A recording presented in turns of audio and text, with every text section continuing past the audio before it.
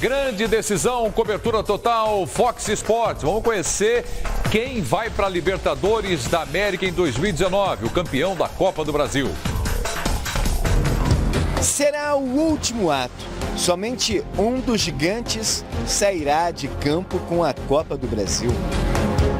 Terá festa apenas em um dos lados. Assim é o futebol, assim funciona. Neste campo é que são semeados os verdadeiros heróis da bola. Neste cenário decisivo é que os ídolos são forjados. Nas decisões, sim. Nas finais, sim. Na finalíssima, principalmente. A vantagem é do Cruzeiro, pentacampeão da Copa do Brasil, em busca do bi. Favorito pelo elenco, favorito pela vantagem construída no primeiro jogo no Mineirão.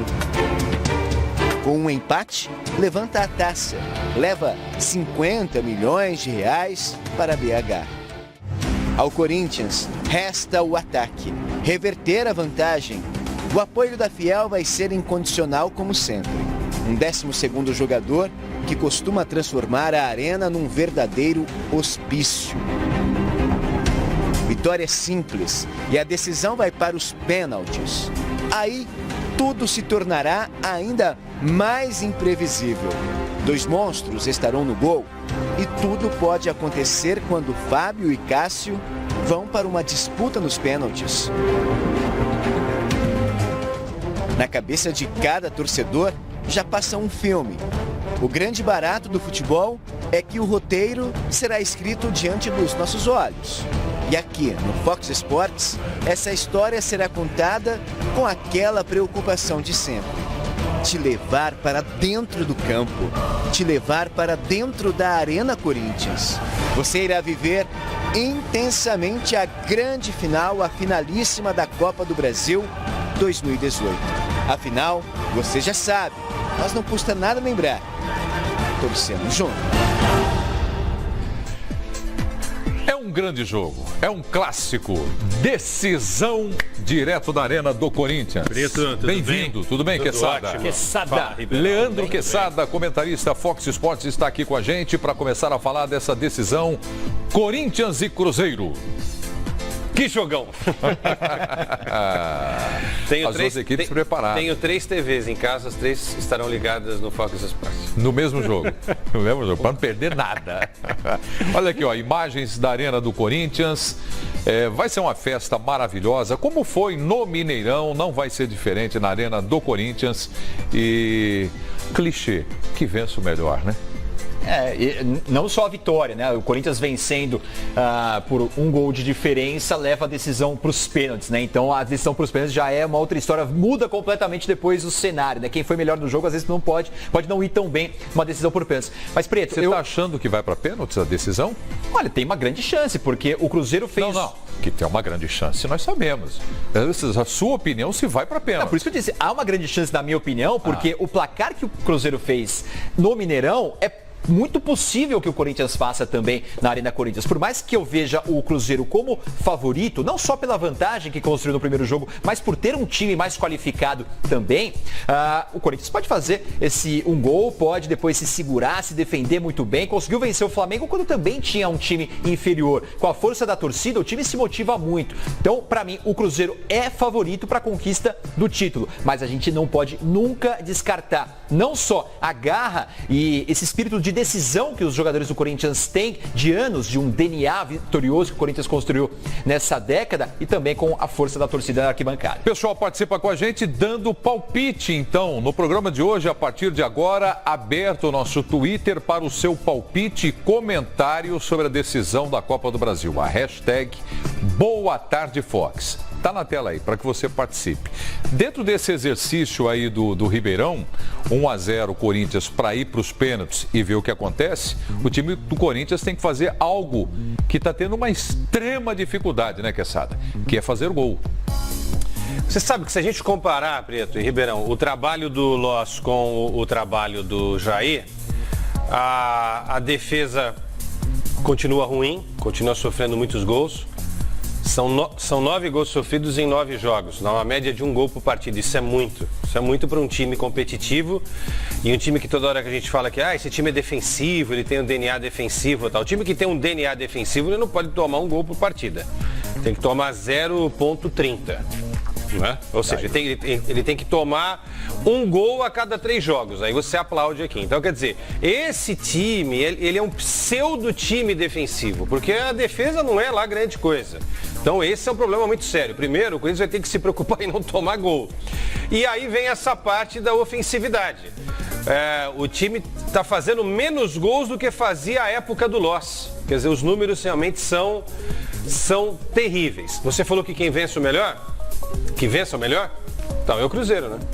Porque o Cruzeiro é melhor que o Corinthians. Está melhor que o Corinthians? E até por uma questão de mais longevidade do trabalho, mais né, tudo. Quesada? O Mano Menezes já está há 2 anos no cargo. 178 jogos o Mano, 9 partidas o Jair. É até difícil você colocar números e comparar. Comparar não dá. O universo, ele até porque o Jair pode ser campeão hoje também. Então ele coloca no currículo um título da Copa do Brasil, se isso vier a acontecer. E a manutenção de uma base também, né? Essa base do Cruzeiro já vem durante todo esse trabalho do Mano Menezes. Então o time acaba naturalmente dentro de campo já jogando, né, de uma forma que é o que o treinador vem pedindo. O Mano sabe montar times e com 2 anos no cargo ele faz esse time ser muito forte. E são 2 times que têm características parecidas. Nessa questão da defesa, por mais que o Corinthians viva um bom momento defensivo, pelo menos na esquematização de jogo do Jair Ventura, é um time que preza pela defesa e explora muito o contra-ataque. E é o que o Mano Menezes faz nesse time do Cruzeiro também. A questão é que o Corinthians ao longo do ano foi perdendo muita força com a saída de alguns jogadores e da comissão técnica toda comandada pelo Fábio Carille. Então o Corinthians teve um prejuízo enorme durante o ano de 2018. Chegar a essa decisão é lucro para o Corinthians. Ganhar o título, muito mais. E a questão da grana também. Esse lucro pode ser de 50 milhões de reais para o Corinthians também dar uma reforçada ali no cofre. É claro que numa decisão qualquer jogador pode decidir, qualquer jogador pode resolver. Mas o que vocês imaginam, como comentaristas, pensando no jogo, quais são os nomes do time do Corinthians, de jogadores, ou o jogador, que vocês acreditam, esse é o cara da solução? E do time do Cruzeiro também. Um de cada vez. Vamos lá, vai. Uma cobrança de escanteio, de repente chega o Henrique e faz um gol de cabeça. Bola parada.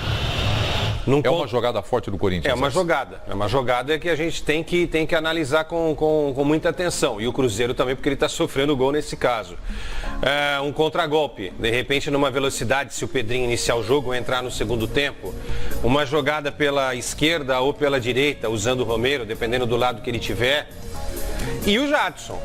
Para mim, o Jadson é o cara, se você falar, eleja um cara do Corinthians para ser decisivo hoje. Ele tem 13 gols e 14 assistências.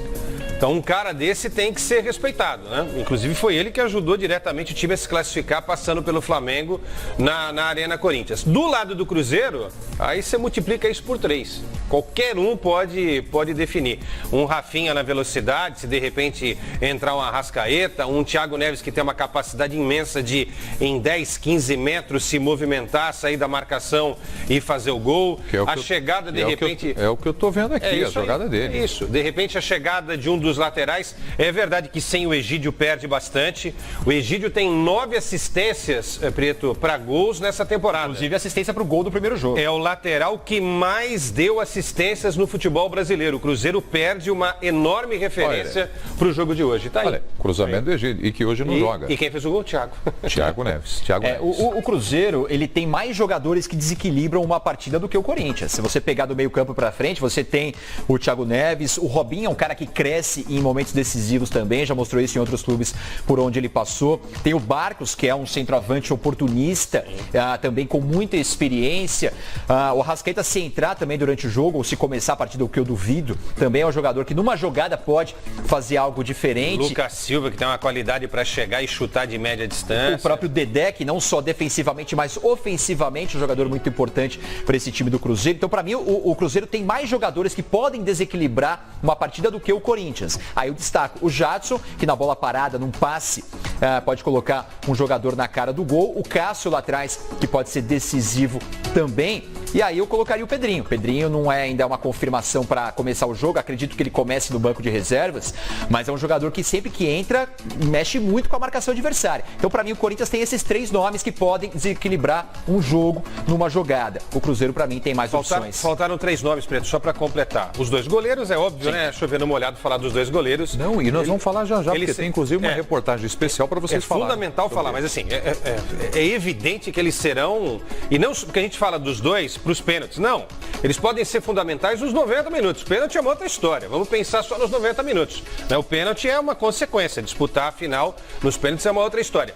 E o Fagner, eu não citei o Fagner aqui porque o Fagner, infelizmente para o Corinthians e felizmente para o Cruzeiro, tá meia bomba. Ele não é aquele Fagner bem fisicamente, mas também dos pés dele pode de repente sair a jogada do gol do Corinthians, porque é um cara que tem muita qualidade e fez uma boa Copa do Mundo diante das circunstâncias que nós vimos da seleção lá na Rússia. É verdade.